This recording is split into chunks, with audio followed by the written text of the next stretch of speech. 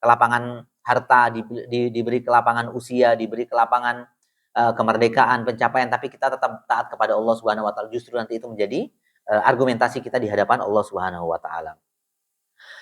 Nah, selanjutnya hadirin yang dirahmati oleh Allah Subhanahu wa taala, kita kembali ke surat Al-Nasr ya, surat Al-Nasr. Ketika Allah mengatakan, ya di awal Allah sudah mengatakan kepada Nabi Shallallahu alaihi wasallam ya, idza jaa nasrullahi wal fath ya. Ketika Allah mengatakan telah datang pertolongan dan kemenangan dari Allah Subhanahu wa taala. Ya, telah datang pertolongan dan kemenangan dari Allah Subhanahu wa taala. Ini nikmat ya, dikaruniakan kepada siapa yang Dia kehendaki ya. Nah, oleh karenanya hadirin yang dirahmati oleh Allah Subhanahu wa taala, kalau kita melihat sejarah, catatan sejarah, maka di pembukaan Undang-Undang Dasar itu jelas ya. Undang-Undang Dasar Republik kita itu kan jelas ya. Dengan rahmat Allah Subhanahu wa taala itu terpampang jelas ya di mukadimah ya. Ya, di pendahuluan Undang-Undang Dasar, para ulama ya dan para mujahid ya, orang Islam pada saat itu ya, tahun 1945 itu sudah mengutip di awal-awal pembukaan Undang-Undang Dasar dengan apa? Dengan rahmat dan karunia Allah Subhanahu wa taala. Artinya kemerdekaan itu adalah pemberian dari Allah Subhanahu wa taala. Diberikan oleh Allah Subhanahu wa taala. Kemudian hadirin yang dirahmati oleh Allah Subhanahu wa taala, kalau kita merujuk ya kepada tafsir ringkas surat Al-Nasr ya, itu ada stressing ayat ya. Ayat itu di ujungnya di ayat ketiga, kalimat fasabbih bihamdi rabbika wastaghfir. Ya. Fasabbih bihamdi rabbika wastaghfirhu innahu kana tawwaba ya. Jadi ketika pencapaian ya, ketika pencapaian apapun ya, pada dasarnya pencapaian apapun, kemerdekaan ya, pencapaian mungkin kita punya apa angan-angan ya yang tercapai ya, punya keinginan tercapai, maka apa yang kita lakukan? Kita merujuk kepada ayat ini, fasabbih bihamdi rabbika wastaghfir. Maka bertasbihlah kepada Allah dan memintalah ampun kepadanya karena sesungguhnya Ia Maha penerima taubat. Innahu kana tawwaba ya. Jadi hadirin yang dirahmati oleh Allah Subhanahu wa taala, Allah menyuruh Nabi ya untuk beristighfar dan bertasbih. Bertasbih ya, bertasbih itu kalau merujuk beberapa riwayat ya, tasbih itu hadisnya khafifatani ya, kalimat yang mudah di lisan ya, sakilatani fil mizan ya, kalimat yang mudah di lisan tapi pahalanya besar ya. Apa itu? Subhanallah wa bihamdihi subhanallahil azim ya, itu berat ya, dalam timbangan ya. Makanya rugi sekali ya kita kalau tidak bertasbih ya, rugi sekali kalau kita tidak istighfar. Kenapa? Karena kata para ulama, sungguh merugi orang yang hari-harinya tanpa ada zikir ya. Sungguh merugi ya. Karena Nabi mengatakan dalam hadis yang lain, tuba liman wajada fi sahifatihi istighfaran katsira ya, atau zikron katsira ya. Kata Nabi Shallallahu alaihi wasallam, beruntunglah orang-orang yang mendapatkan ya dalam catatan hidupnya itu zikir yang banyak, termasuk istighfar. Itu beruntung ya. Pahalanya besar. Mudah di lisan ya, di lidah mudah ya. Kenapa? Karena kita bisa melakukannya di mana saja. Di kendaraan kita bisa istighfar, bisa bertasbih, di mau jalan ke tempat kerja kita bertasbih, di rumah, di tempat tidur, sebelum tidur kita bertasbih, pahalanya besar ya di sisi Allah Subhanahu wa taala. Artinya apa? Untuk ya tadi hadirin yang dirahmati oleh Allah Subhanahu wa taala, kita kembali ke kaidah yang tadi di awal, nikmat itu akan dimintai pertanggungjawabannya. Supaya pertanggungjawaban kita gampang, maka apa yang kita lakukan? Kita bersyukur dengan apa? Dengan zikir ya, dengan mengingat Allah Subhanahu wa taala. Nah, termasuk ayat ini hadirin yang dirahmati oleh Allah Subhanahu wa taala, ada ancaman barang siapa yang kufur ya. La in kafartum inna adzabi lasyadid ya. Kalau kita kufur terhadap nikmat ya, apalagi kita ini kadang ya, dan ini menjadi fenomena ya, menjadi fenomena di masyarakat kita, terutama masyarakat Malang. Ketika kemerdekaan itu euforia yang menurut kita sudah berlebihan ya. Berlebihan. Harusnya ketika kemerdekaan itu ya kita sikapi dengan hal-hal yang positif ya, bukan hal-hal yang malah mengundang kemaksiatan dan juga mengundang murka Allah Subhanahu wa taala. Ya. Jadi ini penting ya. Jadi kemerdekaan itu bukan kita hanya bersenang-senang, tapi kita mengingat Allah Subhanahu wa taala. Nah, selanjutnya hadirin yang dirahmati oleh Allah Subhanahu wa taala, ini lebih spesifik ya, lebih rinci ya, wujud syukur atas nikmat kemerdekaan. Bagaimana caranya ya?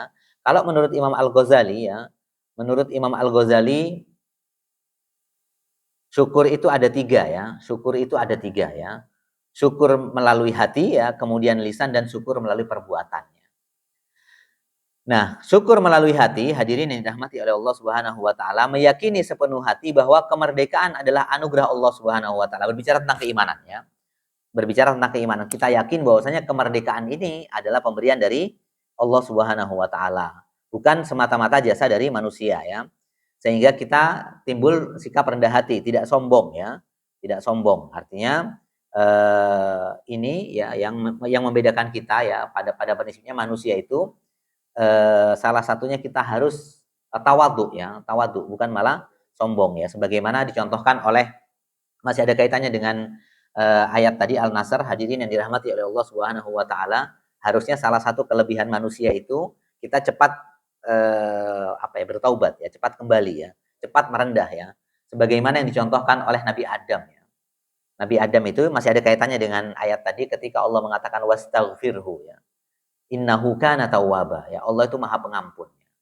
Maha Pengampun. Makanya istighfar ini harus kita lazimkan, harus kita biasakan. Sebagaimana Adam ya, ketika dia melanggar perintah Allah Subhanahu wa taala, itu salah satu kelebihannya. Salah satu kelebihan ayah kita ya, bapak kita, nenek moyang kita Adam, ketika melakukan dosa dia cepat bertobat. Berbeda dengan iblis ya. Ya, ketika iblis mengatakan di awal saya lebih baik daripada Adam, tapi ternyata tidak, Adam lebih baik daripada iblis ya. Kenapa? Karena Adam ketika melakukan dosa dia taubat ya. Ya di dalam surat Al-Baqarah, fataba alaihi ya. Fatalaqqa Adamu mir rabbih kalimatin fataba alaihi ya. Adam bertaubat kepada Allah Subhanahu wa taala. Makanya tadi di ayat tadi segala pencapaian jangan lupa bahwasanya ini nikmat dari Allah Subhanahu wa taala. Ya, yang pertama kita yakini bahwasanya nikmat itu memang dari Allah Subhanahu wa taala, bukan dari usaha kita ya. Kita memang diminta oleh Allah berusaha, tapi ya ketika Allah memberikan kesuksesan atau tidak itu memang hak prerogatif Allah Subhanahu wa taala. Sehingga ini perlu kita yakini ya. Supaya nanti ada keimanan dalam hati ya, dan juga membuat kita hadirin yang dirahmati oleh Allah Subhanahu wa taala tahu jati diri kita ya. Tahu jati diri. Artinya manusia itu ya tidak memberikan madarat dan juga tidak memberikan manfaat. Nah, yang kedua, syukur dengan lisan ya, memperbanyak hamdalah ya, memperbanyak zikir ya. Maksudnya memperbanyak secara umum memperbanyak zikir ya. Ya, kemudian juga mendoakan orang-orang terdahulu ya yang ikut berjuang ya, ikut berjuang, para pahlawan, para ulama ya, pendiri bangsa ya. Dan kemudian kita menyebut-nyebutnya ya, kemerdekaan ini bukan hanya jasa-jasa pahlawan ya, artinya dari Allah Subhanahu wa taala ya. Bukan sekedar, betul ya, memang ada sebab ya. Kita mencari sebab. Kesuksesan itu mencari sebab. Perang itu misalnya untuk mencari kemerdekaan itu ada sebab. Tapi pada prinsipnya itu adalah pemberian dari Allah Subhanahu wa taala. Nah, oleh karenanya tadi kita singgung, saya ulangi, saya tegaskan kembali lagi bahwasanya mari kita banyak-banyak berzikir ya. Berzikir menyebut-nyebut Allah Subhanahu wa taala. Termasuk tadi di ayat secara spesifik ya, ketika Nabi mendapatkan kemenangan kata Allah Subhanahu wa taala fasabbih bihamdi rabbika wastaghfir ya. Terutama tasbih, hadirin yang dirahmati oleh Allah Subhanahu wa taala, salah satu kemurahan Allah Subhanahu wa taala, tasbih itu gampang di lisan tapi pahalanya berat ya. Dan tasbih ini adalah tidak hanya dilakukan oleh manusia ya, tidak hanya dilakukan oleh manusia, semua yang ada di langit dan di bumi bertasbih ya. Yusabbihu lillahi ma fis samawati wa ma fil ardh. Semua yang ada di langit dan yang ada di bumi bertasbih kepada Allah Subhanahu wa taala. Bahkan dalam satu riwayat, bahkan ya bila binatang melata pun itu bertasbih kepada Allah Subhanahu wa taala. Apalagi kita sebagai manusia, maka banyak-banyak bertasbih ya. Nah, ini salah satu keutamaan para sahabat, hadirin yang dirahmati oleh Allah Subhanahu wa taala. Para sahabat itu termasuk orang yang cepat kalau ada motivasi, maka para sahabat banyak berzikir ya. Para sahabat itu berzikir, terus berzikir ya. Termasuk salah satunya ya, bahkan para ulama waktu itu referensi mengatakan tasbih ini selalu keluar dari lisan-lisan para sahabat, istighfar dan tasbih ya, termasuk istighfar ya. Meskipun kalau kita lihat ya, ini menjadi refleksi buat kita pribadi dan jamaah secara umum, istighfar itu ya, kalau kita merujuk kepada surat Nuh ya, Nuh mengatakan faqultu astaghfiru rabbakum innahu kana ghaffara. Kemudian ayat berikutnya yursilis samaa 'alaikum midrara ya. Nabi Nuh alaihi salam ya, itu meminta ampun kepada Allah Subhanahu wa taala ya. Kenapa? Karena dengan istighfar itu kita akan diberikan banyak nikmat. Mungkin ya ini refleksi sekaligus renungan bagi kita semua hadirin yang dirahmati oleh Allah Subhanahu wa taala. kondisi masyarakat kita saat ini kemungkinan salah satunya kemungkinan karena kita kurang istighfar bisa jadi ya. Karena kita kurang tasbih ini autokritik buat kita kita masing-masing ya. Mungkin banyaknya kekurangan masyarakat kita. Mungkin salah satunya kita kurang tasbih, kurang beristighfar kepada Allah Subhanahu wa taala. Kenapa? Karena tadi Nabi Nuh saja mengatakan faqul tustaghfiru rabbakum innahu kana ghaffara.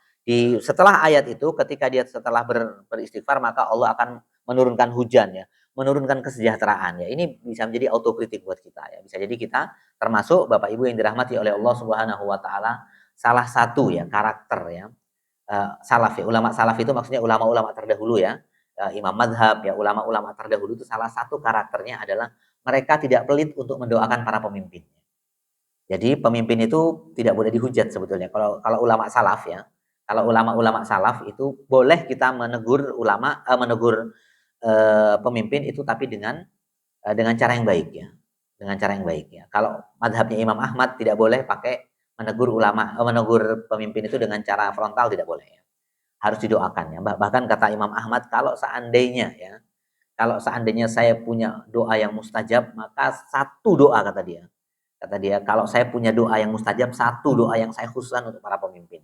Semoga Allah memperbaiki para pemimpin kita ya. Itu doa yang diminta oleh Imam Ahmad ya. Oleh karenanya ya daripada kita menghujat sana sini mendingan kita mendoakan ya. Kenapa? Hadirin yang dirahmati oleh Allah Subhanahu wa taala, doa terbaik itu kata para ulama ya. Bapak Ibu bisa cek ya, Bapak Ibu bisa cek. Doa-doa di dalam Al-Qur'an itu lebih banyak doa kepada jamak ya, bukan kepada pribadi. Ibrahim doanya kepada banyak orang. Misalnya Robbana, bukan Robbi ya atau bukan Robbi firli lebih banyak tapi Robbi fir lana ya.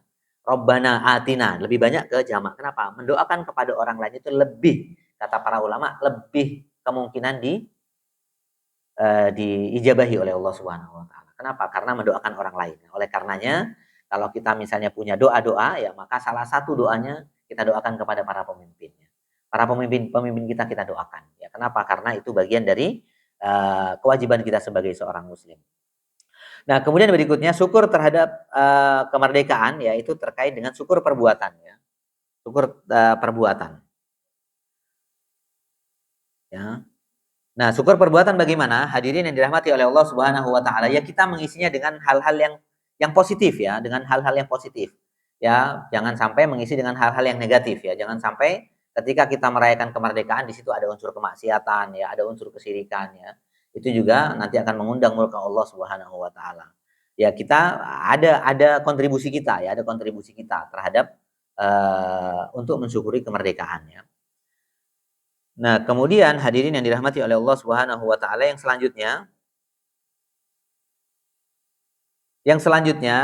bagaimana sikap kita terhadap kemerdekaan? Yang berikutnya adalah kemerdekaan itu adalah amanah dari Allah Subhanahu wa taala. Ya, ini amanah yang harus kita jaga ya. Sebagaimana amanah, maka salah satu karakter seorang mukmin adalah menyampaikan amanah kepada yang dia amanahi ya. Maksudnya di dalam hadis Nabi mengatakan kalau kita diberi amanah maka harus kita tunaikan. Nah, salah satunya adalah amanah kemerdekaan ya. Kemerdekaan ini adalah amanah ya.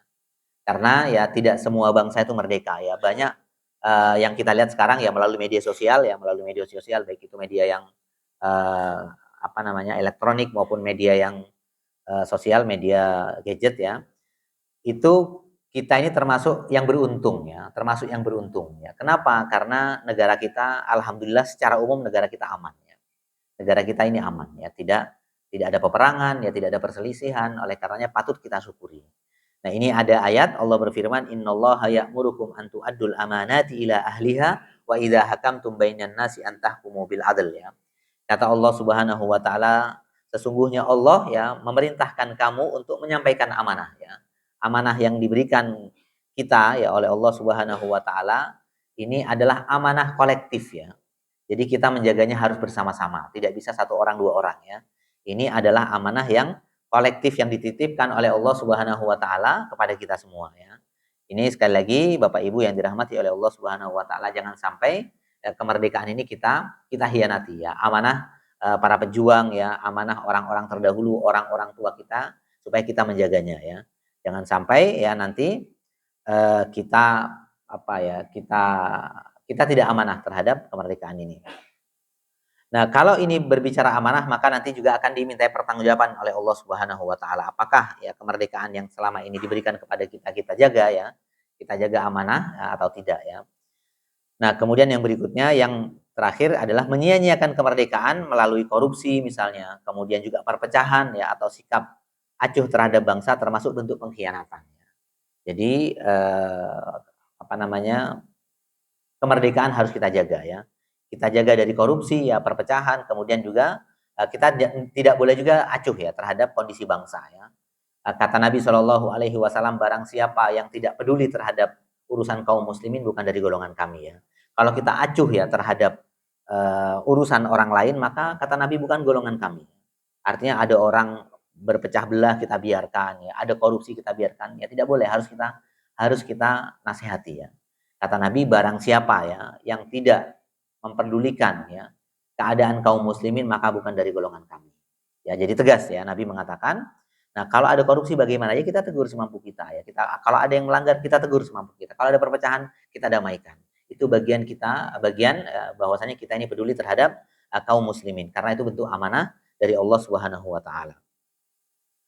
Nah, kemudian hadirin yang dirahmati oleh Allah Subhanahu wa taala, amanah ya juga termasuk mengisinya dengan tanggung jawab ya.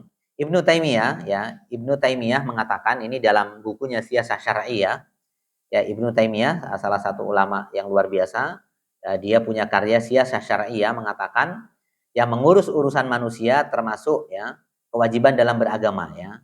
Jadi kalau kita jadi pemimpin ya itu maka tanggung jawabnya berat dan pahalanya juga berat. Ya, pahalanya juga besar ya. Ya, apalagi kalau kita mengurus urusan kaum muslimin yang di situ ada kemaslahatan ya. Ada kemaslahatan. Contoh misalnya tadi Mas Takmir tadi Muharram ya. Mas Muharram tadi mengatakan ada serah terima takmir ya. Nah, takmir ini pahalanya besar karena apa? Mengurus urusan kaum muslimin ya. Jangan kira Bapak Ibu takmir ini mudah ya. Takmir ini berat ya. Bisa ditanyakan kepada ketua takmir ya. Karena mengurus urusan kaum muslimin ya. Kita bisa sholat nikmat ya, ada AC ya, kemudian kamar mandinya bagus ya. Milih khotib yang bagus-bagus itu bagian dari tanggung jawab ya. Dan itu adalah amanah, artinya menunaikan amanah ya. Dan pahalanya besar. Kenapa? Kata Nabi, barang siapa, ini kata termasuk dikutip oleh Ibnu Taimiyah ya, kalau kita mengurus urusan manusia ya, ada kemaslahatan di situ, mempermudah orang beribadah ya, mempermudah orang untuk melakukan perbuatan-perbuatan baik, itu pahalanya besar ya. Ya, jangan dianggap remeh ketua takmir dan jajarannya ya. Ketua takmir ini luar biasa ya. Jadi Bapak Ibu bisa sholat ya. Alhamdulillah sholat Jumat rutin ya. Kemudian fasilitas bisa kita nikmati, itu bagian dari mengurus urusan kaum muslimin. Sehingga perlu perhatian dan juga ini pahalanya besar ya. Saya memotivasi para jajaran takmir ya. Jangan khawatir ya. Selama kita ikhlas ya kepada Allah Subhanahu wa taala akan kita dapatkannya. Keikhlasan itu yang akan kita dapatkan di sisi Allah kelak di hari kiamat. Nah, kemudian hadirin yang dirahmati oleh Allah Subhanahu wa taala, bagaimana kalau kita misalnya jadi pemimpin ya? Bagaimana kalau kita misalnya jadi aparatur negara, maka kita harus menjalankan amanah dengan adil dan jujur ya, dan berpihak pada kemaslahatan rakyat ya. Kalau kita ditakdirkan jadi pemimpin ya, jadi pegawai pemerintah, maka ya kita harus amanah ya. Amanah dan adil ya. Amanah, adil dan jujur ya. Karena apa? Karena adil ini akan, atau kejujuran ya, kejujuran itu akan membuka banyak pintu-pintu kebaikan ya. Banyak pintu-pintu kebaikan, bahkan ya salah satu janji dari Allah Subhanahu wa taala di dalam hadis yang agak panjang, kata Allah Subhanahu wa taala, nanti di hari kiamat itu ada 7 orang ya, ada 7 golongan orang yang akan dilindungi oleh Allah Subhanahu wa taala di padang mahsyar ya. Bapak Ibu kalau baca kondisi padang mahsyar itu kan luar biasa ya. Kita itu berdiri di hadapan Allah bukan cuma sehari 2 hari, tapi puluhan ribu tahun. Ya, mungkin ratusan ribu tahun. Kita berdiri di hadapan Allah bukan sehari, bukan 2 hari, tapi dengan berhari-hari ya. Beribuan hari, bahkan bisa jadi ratusan ribu hari ya. Kalau di ayat itu khamsina alfasanah ya. Nanti ya minimal 50.000 tahun ya. Berdiri di hadapan Allah Subhanahu wa taala. Tapi nanti ada orang-orang yang dia itu mudah ya. Dia tidak dipersulit. Ada 7 golongan termasuk orang-orang ketika diberi amanah dia menjadi orang yang adil ya. Orang yang adil, menjadi pemimpin yang adil dan jujur ya, dan berpihak kepada kemaslahatan rakyat. Nah, kita sebagai rakyat apa yang harus kita lakukan? Ya taat ya pada aturan yang tidak bertentangan dengan syariat ya. ya, dan juga menunaikan kewajiban dan menjaga ketertiban bersama ya.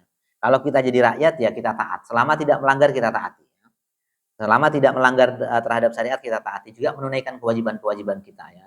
Yang menjadi hak dan kewajiban kita kita tunaikan, supaya apa? Supaya ada ketertiban.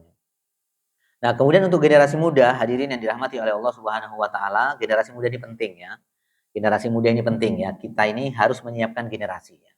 Generasi itu penting ya. Bahkan Nabi pun jauh-jauh hari ya, banyak generasi-generasi muda di kalangan para sahabat itu luar biasa ya. Disiapkan memang dari awal. Supaya apa? Supaya mereka bisa menjaga kemerdekaannya. Ya, jadi kita tidak hanya memberikan nasihat, tapi juga kita menyiapkannya. Menyiapkan mereka dengan ilmu ya, dengan keimanan, supaya apa? Supaya generasi kita juga menjaga amanah ya. Artinya estafet amanah ini kita serahkan kepada generasi muda ya. Nah, kemudian hadirin yang dirahmati oleh Allah Subhanahu wa taala, yang berikutnya persatuan ya. Yang terakhir ya terkait dengan bagaimana refleksi kita ya terkait dengan kemerdekaan, kita menjaga persatuan. Nah, persatuan di dalam banyak ayat Allah mengatakan salah satunya wa'tasimu bihablillahi jami'an wala tafarraqu ya, kata Allah Subhanahu wa taala, dan berpegang teguhlah pada tali Allah dan janganlah kamu bercerai-berai ya. Jangan bercerai-berai ya, jangan selalu berselisih ya. Jangan kita ini lebih banyak berselisihnya daripada bersatu ya. Ada satu hadis hadirin yang dirahmati oleh Allah Subhanahu wa taala yang membuat saya kadang hadis ini bagus ya buat kita ya. Kata Nabi Shallallahu alaihi wasallam, aku jamin ya rumah di pinggiran surga ya. Aku jamin, mungkin Bapak Ibu pernah dengar hadisnya. Aku jamin rumah di pinggiran surga ya. Di pinggiran ya. Aku jamin orang rumah di pinggiran surga barang siapa yang menghindari perdebatan meskipun dia benar ya. Meskipun dia benar ya. Dia benar tapi dia nggak ngelawannya. Menghindari perdebatan. Apalagi kita tahu kalau kita teruskan perdebatan, maka nanti akan timbul madorot yang lebih besar, maka kita tinggalkan. Kata Nabi, barang siapa ya yang menghindari perdebatan dengan saudaranya, maka aku jamin rumah di pinggiran surga ya. Gak usah di tengah-tengah, di pinggir aja dulu lumayan ya. Di pinggiran surga dulu lumayan ya. Yang penting kita terhindar dari neraka alhamdulillah ya. Surga itu luasnya seluas langit dan bumi. Nabi artinya memotivasi kita ya. Ya, barang siapa yang menghindari perdebatan ya. Nah, sebaliknya kalau kita misalnya justru memberikan mendamaikan ya, mendamaikan orang, maka kita berhak rumah di tengah surga ya. Artinya apa? Hadirin yang dirahmati oleh Allah Subhanahu wa taala, perbedaan itu keniscayaan, tidak perlu kita perdebatkan ya. Tidak perlu kita perdebatkan. Akan tetapi ya kaidahnya dalam hukum Islam itu ada ayat yang cukup ringkas ya, kata Allah Subhanahu wa taala, wa atiullaha wa atiur rasul wa ulil amri minkum ya. Nah, di sini ada ayat berikutnya, wa in tanaza'tum bi syai'in farudduhu ilallahi war rasul. Kaidahnya ya. Kalau kita ada perbedaan perdebatan, maka kembalikannya kemana? Kembalikan ke Allah dan Rasulnya ya. Jadi nggak usah otot-ototan ya, nggak usah perdebatan. Karena apa? Perdebatan ini bisa membuat kita bercerai-berai. Nah, sehingga bisa kita lihat hadirin yang dirahmati oleh Allah Subhanahu wa taala, ini refleksi buat kita semua, kenapa kita merdeka sudah 81 tahun ya. Salah satunya adalah masyarakat kita ini gampang dicerai-berai ya. Iya kan? Politik diadu domba. Pilihan pemimpin diadu domba itu karena apa? Karena gampang dicerai-berai. Karena apa? Karena kita tidak memahami ilmunya ya, tidak memahami ilmunya. Karena kaidahnya kita hindari perdebatan ya. Persatuan itu wajib ya. Persatuan itu wajib ya. Perpecahan itu diharamkan oleh Allah Subhanahu wa taala dan juga Nabi Shallallahu alaihi wasallam. Kita ini berbeda iya ya. Berbeda warna kulit, berbeda suku, berbeda ras itu biasa ya. Biasa ya, beda warna kulit, beda wajah itu biasa ya. Yang itu dibenarkan ya. Ya, tetapi kita tidak boleh berbeda dalam keyakinan ya. Mungkin satu ada dari Madura, dari Jawa, dari Sumatera itu biasa ya, karena itu adalah keniscayaan ya. Itu keniscayaan, tapi tidak boleh berbeda dalam hal akidah.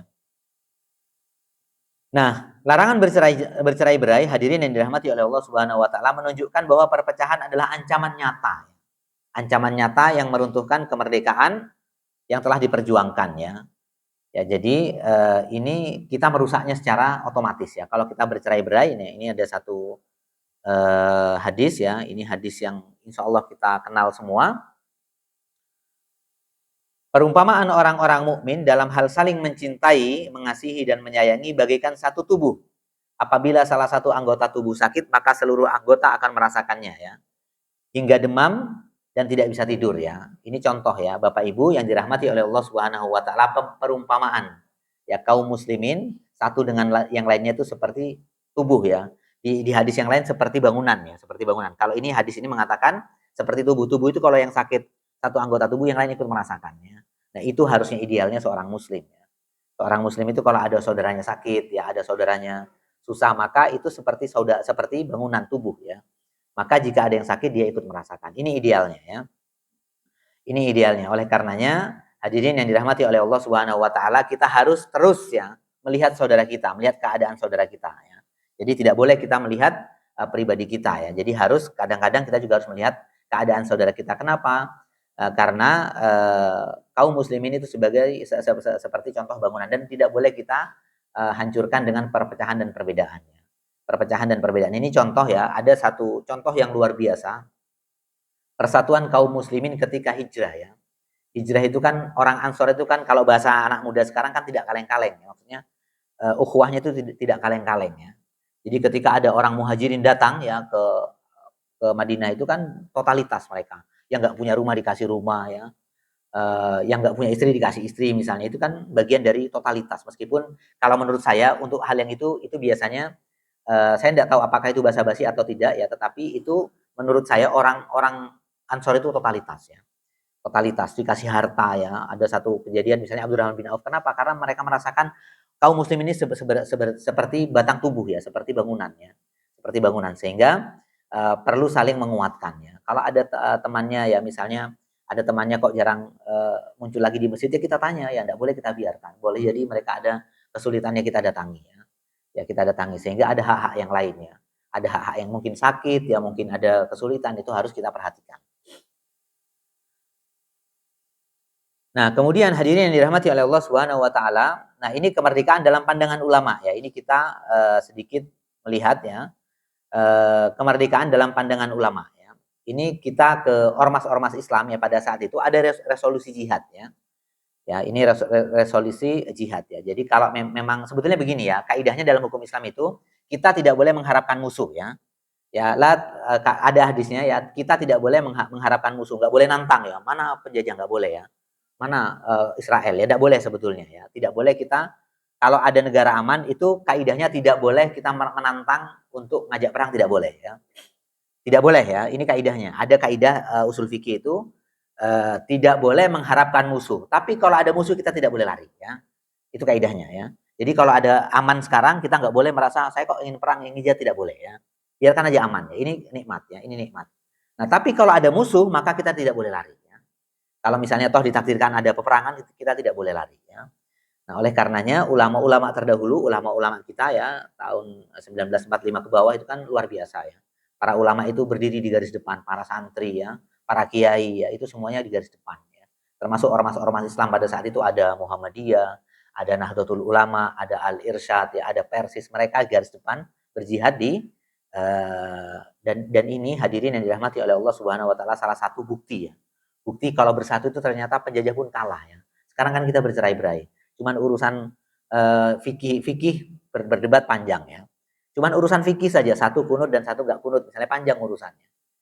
Panjang urusan. Satu misalnya pakai basmalah, satu nggak pakai, satu basmalahnya dibaca keras, satu tidak. Itu biasa dalam fikih biasa ya. Tidak perlu kita perdebatkan ya. Itu tidak prinsip dalam syariat. Satu basmalahnya dikerasin, sama-sama baca basmalah, cuman yang satu jahar, yang satu sir, itu biasa, enggak masalah. Satu pakai kunut, satu tidak masalah. Salat kita tetap sah. Mau pakai kunut mau tidak, salat kita tetap sah ya. Sah-sah saja ya, tidak mengurangi keabsahan salat kita, karena ini fikih ya. Karena ini fikih ya. Tadi sudah dipeseni oleh takmir diselesaikan 10 atau 15 menit. Ya. Oke. 5 menit lagi nggih Bapak Ibu nggih. Karena ada serah terima takmir tadi. Oke, kemudian Buya Hamka ya. Ini Buya Hamka salah satu tokoh yang luar biasa yang karya-karyanya bisa kita lihat ya. Cinta tanah air dan semangat kebangsaan sebagai wujud syukur ya, serta tanggung jawab keimanan. Meskipun ada hadis ya, bukan hadis ya, meskipun ada ungkapan para ulama hubbul waton minal iman, itu bukan hadis nggih Bapak Ibu nggih. Hubbul waton, cinta tanah air itu sebagian dari iman. Itu sebetulnya bukan hadis ya. Setelah kita baca, itu ungkapan para ulama ya. Ya meskipun dikait-kaitkan dengan Nabi, Nabi ketika meninggalkan Makkah itu kan sempat menangis ya. Sebelum hijrah itu kan mencium tanah Mekah ya. Sebelum dia hijrah ke Madinah, karena Nabi tahu kalau dia sudah hijrah dia nggak bakal kembali ke Mekah ya. Jadi Nabi itu mencium tanah Mekah ya. Kata Nabi, suatu saat aku akan kembali, sambil meneteskan air mata. Nabi itu ketika hijrah ya, misalnya kita contoh yang dari luar Malang ke Malang, mungkin tanah di daerahnya dicium, kita suatu saat akan kembali lagi. Ya, ini contoh ya, contoh maksudnya contoh analoginya saja ya. Tapi Nabi ketika meninggalkan kota Mekah, kota kelahirannya, dia sempat mencium tanah Mekah ya. Kata Nabi, semoga saya akan kembali ke tempat. Dan terakhir memang Nabi hanya kembali di Haji Wada ya. Ya sebagaimana dalam banyak riwayat dalam sejarah Islam ya. Kemudian Ibnu Taimiyah ya, Ibnu Taimiyah menjelaskan terkait dengan kemerdekaan ini juga harus ada pemimpin ya. Ibnu Taimiyah itu justru mengatakan negara tidak ada pemimpin satu malam itu berbahaya ya. Satu malam negara itu tidak ada pemimpin itu berbahaya. Artinya apa? Pentingnya ya, pentingnya persatuan dan harus menunjuk para pemimpinnya. Jadi supaya ada satu pemimpin yang ditunjuk ya. Satu pemimpin yang ditunjuk oleh kaum muslimin. Nah, kemudian yang terakhir ini yang kita simpulkan, refleksi kita ya atau renungan kita pada momen kemerdekaan 2026 ini yang sudah ke-81 tahun. Yang pertama, hadirin yang dirahmati oleh Allah Subhanahu wa taala, kemerdekaan sekali lagi adalah nikmat yang wajib kita syukuri dengan hati, lisan dan perbuatan ya. Kita banyak-banyak bersyukur, selalu bersyukur ya. Selalu bersyukur dengan lisan ya, dengan lisannya. Selalu banyak berzikir kepada Allah Subhanahu wa taala ya. Zikir itu kan banyak ya, mau keluar rumah ya berzikir ya, mau ke masjid berzikir. Kita selalu membasahi lisan kita ya. Kata Nabi Shallallahu alaihi wasallam, ada seorang sahabat datang kepada Nabi, "Nabi, aku ingin berteman denganmu di surga ya." Apa kata Nabi? Dikasih amalan yang paling sederhana ya. Kasih amalan yang sederhana. Oke, kata Nabi. Bahasa saya ringkas nih. Kalau kamu ingin berteman denganku, nanti ingin dekat denganku di hari kiamat di surga, maka selalu basahi lidahmu dengan zikir ya. Dengan zikir. Zikir itu banyak ya. Zikir itu banyak. Ada zikir pagi petang ya. Ada istighfar, ada tasbih, ada tahmid, ada tahlil. Nah, itu kita biasakan ya. Kenapa? Karena kalau kita sering bertasbih, bertahmid dan bertahlil, kita nanti bisa dekat dengan Nabi Shallallahu alaihi wasallam di hari kiamat ya, di surga terutama. Ya kenapa? Karena tiap hari kita menjalankan salah satu ya untuk memotivasi kita dekat dengan Nabi Shallallahu alaihi wasallam. Zikir itu gampang ya, gampang zikir itu. Ya kalau misalnya lagi jenuh ya berzikir ya. Itu bagian dari Nabi memotivasi kita untuk selalu berzikir ya. Nah, kemudian yang berikutnya, kemerdekaan adalah amanah yang dititipkan oleh pejuang ya, oleh Allah Subhanahu wa taala termasuk dan nanti akan diminta pertanggungjawaban. Kalau kita merdeka, maka ya meskipun di kita hadirin dirahmati oleh Allah Subhanahu wa taala banyak ekspresi ya. Ada yang misalnya kemarin sempat ada sound horeg, itu menurut saya tidak benar ya. Ini perlu kita lawan bersama ya. Misalnya ada lomba-lomba yang kira-kira membuang-buang waktu, kemudian ada unsur kesirikan ya kita tegur ya. Yang minimal Bapak Ibu yang dirahmati oleh Allah Subhanahu wa taala, meskipun kadang kita minoritas ya, kayak kami di beberapa tempat itu minoritas ya. Artinya kita sudah menyampaikan. Yang penting kita sudah menyampaikan ya. Yang penting Bapak Ibu kita sudah menyampaikan. Perkara pemimpin mau melaksanakan atau tidak itu bukan urusan kita nggih. Kaidahnya nggih. Yang penting kita tegur ya. Kita kasih tahu bahwasannya ini melanggar syariat. Kalau dia mau alhamdulillah, kalau enggak sudah. Artinya kewajiban kita menyampaikan sesama kaum muslimin sudah selesai ya. Kalau kita ditanya oleh Allah Subhanahu wa taala nanti di hari kiamat, kita sudah menyampaikan bahwasannya ini perkara yang tidak benar ya. Perkara dia mau ikut atau tidak ya itu bukan urusan kita, karena hidayah ada di tangan Allah Subhanahu wa taala. Nah, kemudian berikutnya hadirin yang dirahmati oleh Allah Subhanahu wa taala, yang terakhir ya, kemerdekaan hanya kokoh di atas persatuan dan ukhuwah ya, yang sebagaimana diperintahkan dalam Al-Qur'an dan Sunnah ya. Nah, kemudian kita menjaga persatuan ya. Menjaga persatuan ini penting ya, menjaga persatuan ini penting ya. Nah, nanti ya termasuk misalnya yang luar biasa ya, takmir misalnya, menjaga persatuan itu luar biasa, penting ya. Menjaga persatuan juga dimulai dari mungkin takmir ya. Takmir ini menjaga persatuan luar biasa. Kenapa? Karena ini pahalanya besar ya. Menjaga persatuan itu pahalanya besar. Jadi kita jangan selalu melihat perbedaannya. Perbedaan itu biasanya sederhana ya. Perbedaan itu sederhana ya. Biasanya dan tidak prinsip ya. Biasanya tidak prinsip. Artinya Allah Subhanahu wa taala dalam banyak ayat maupun Nabi Shallallahu alaihi wasallam dalam banyak hadis itu mewajibkan kita untuk sama-sama bersatu ya. Sama-sama bersatu. Tidak boleh berpecah belah, karena apa? Setan dan iblis itu gampang menyesatkan kita kalau kita tidak bersatu. Sebagaimana ada satu analogi, kambing, domba itu kalau dia sendirian gampang diterkam oleh serigala ya. Tapi kalau dia berkelompok, bergerombol ya artinya dia akan sulit diterkam oleh serigala.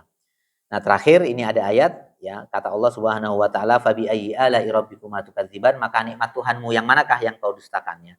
Sudah banyak Allah memberikan kita nikmat ya. Nikmat kesehatan, nikmat kesempatan, dan yang paling penting Bapak Ibu yang harus kita jaga adalah nikmat hidayah ya. Nikmat hidayah ini penting ya. Contoh misalnya kita rutin ke masjid itu hidayah, harus kita jaga ya. Rutin ke masjid karena banyak orang itu rumahnya dekat masjid tapi tidak ke masjid itu banyak sekali ya. Oleh karenanya Bapak-bapak ini memotivasi semoga kita istiqomah ya. Istiqomah itu penting ya. Kenapa? Karena ini bagian dari hidayah Allah Subhanahu wa taala yang harus kita jaga ya. Harus kita jaga ya. Mungkin kalau kita dikasih kelebihan yang lain ya alhamdulillah, tapi kalau hidayah itu penting juga ya.